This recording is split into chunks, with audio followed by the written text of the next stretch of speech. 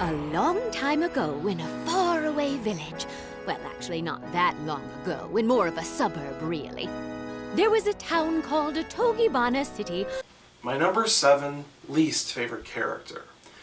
The narrator from Ukami-san and her 7 companions.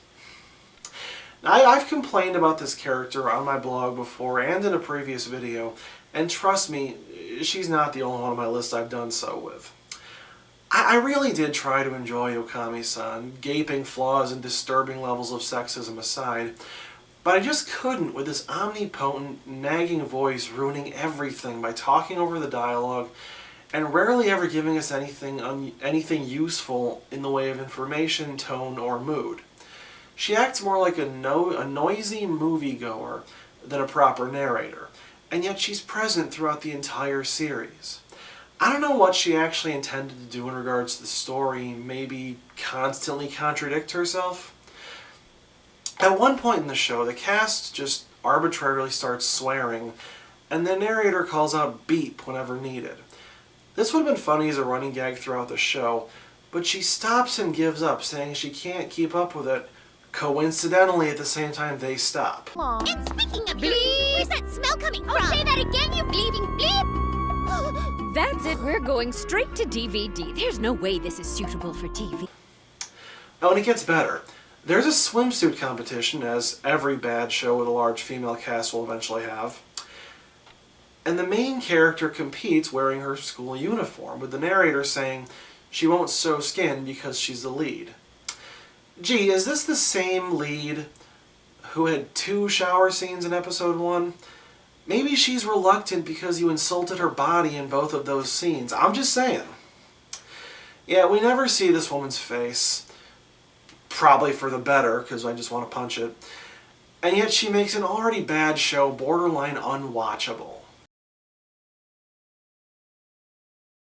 Listen up, humans, and listen good. This land structure is now the base of operations for my invasion of mankind. My number 7 favorite character is Ika Musume, otherwise known as Squid Girl, from Squid Girl. I already wrote a review about this show. It's on my blog. I haven't filmed it, but I will.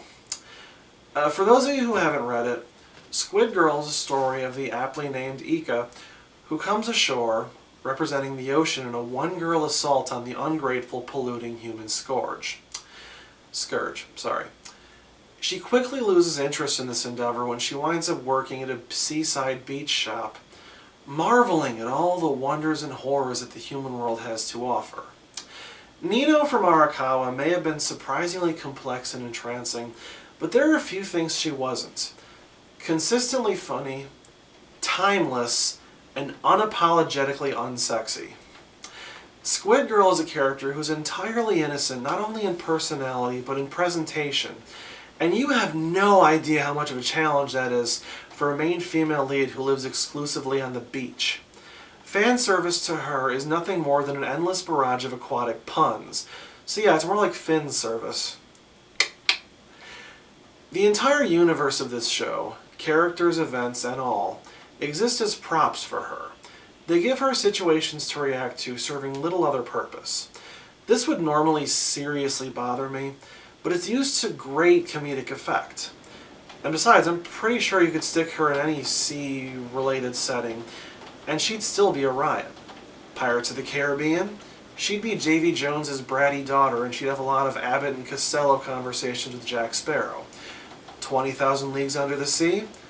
She'd come to the Nautilus to warn her crew about the sea monsters, only to wind up dancing merrily to Whale of a Tale. Little Mermaid? Can anybody say Death Battle? Somebody please make these happen.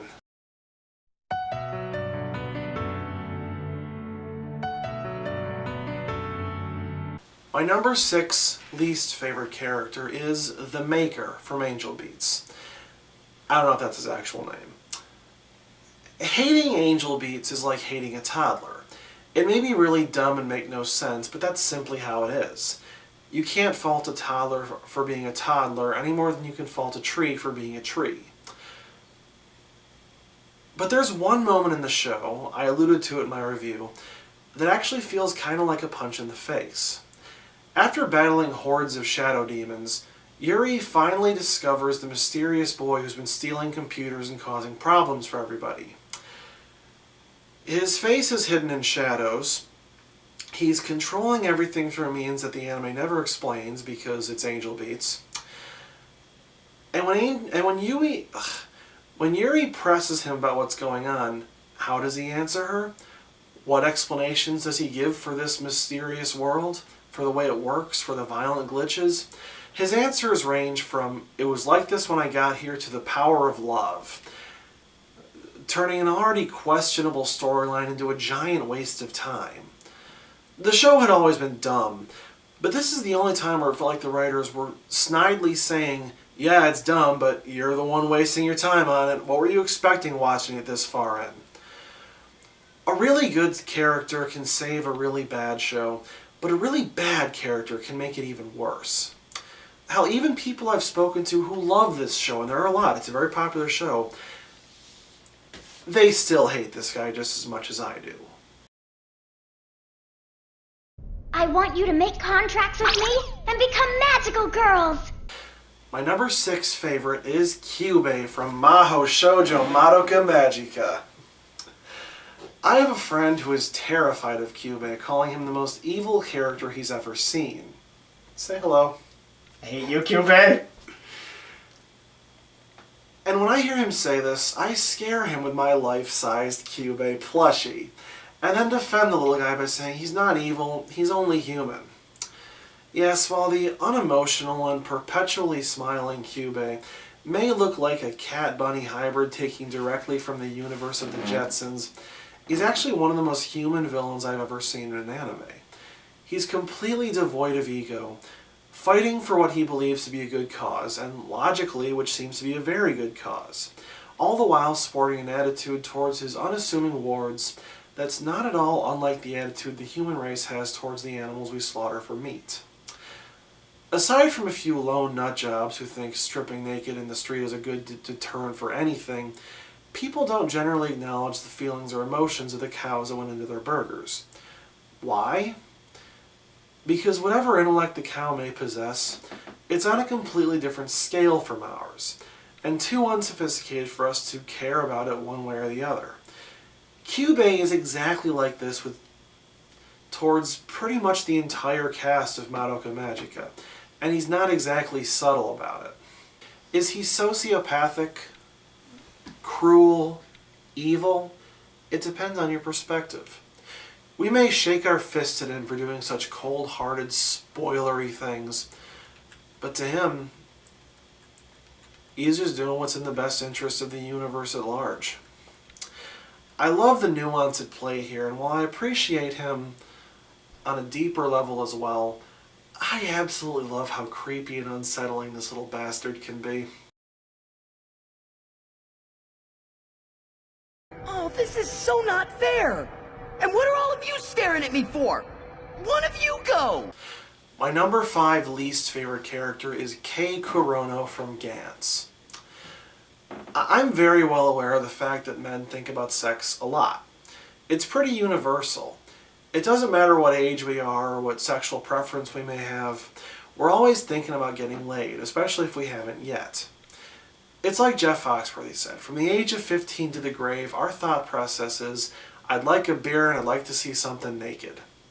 That's all well and good, but when a girl you like is acting very vulnerable and telling you about why she tried to commit suicide, you should probably keep it in your pants and listen to her like a decent human being.